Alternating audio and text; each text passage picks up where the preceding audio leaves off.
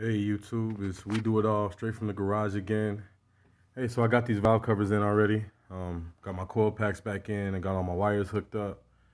And now I'm about to put the intake back on, and I kind of just wanted to do a quick vid on how this intake works. But backtrack a second. If you're doing this job, as far as the valve covers are concerned, you're gonna have to take off fuel pressure regulator. There's another bolt here, and then there's one down here. You remove these three bolts, it kind of moves all of this out the way so you can pull the valve cover out. Other than that, it's just like the other side, like I said. Everything is pretty simple and straight to the point, so just wanted to give you that quick update.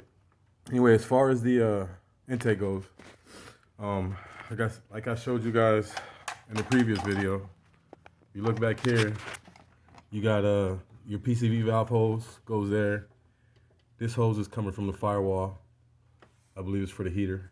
Then you have two bolt. You have a bolt here, and a bolt here. They're all 10s. And that's for these brackets right here. Bracket here, and this bracket here. So those three brackets go on the back of it. Let's see.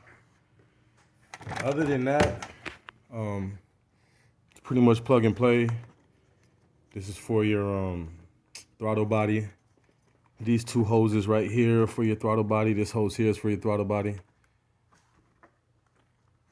And then same thing on the other side. So all you want to do is line it up. You got a stud here and a stud here. So you're going to line it up, set it down, make sure nothing is in here. Make sure everything's pushed out the way, set it down, and just start from there. So let's go ahead and get it done. Okay, so I got it all set down. Like I was telling y'all, I just use the studs to guide it. So you got a stud here, and right back here, right there. Let me see. You got another stud, and they pretty much just guide it in. And the same thing coming out. When you take it out, those studs are pretty tight, so you're just gonna have to move it from back, forward and backwards slowly to pull it up. But yeah, from this point, we're gonna hook our hoses back up. I'll just do this side to show you.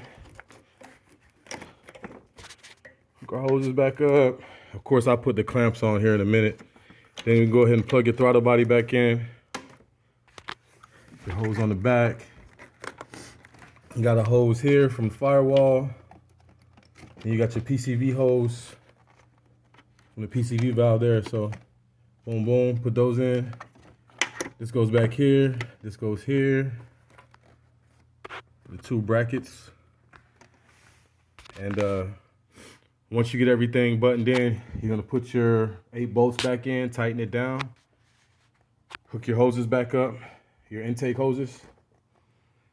And you should be good to go. So remember, I showed you in the last video, don't forget to check your gasket under here. Make sure that there's a lip on it. Make sure that it's not flush with the intake.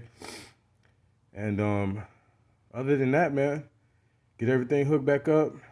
If you're taking it off, just do it in reverse order. Take your 2 bolts out first, then take your intake bolts out.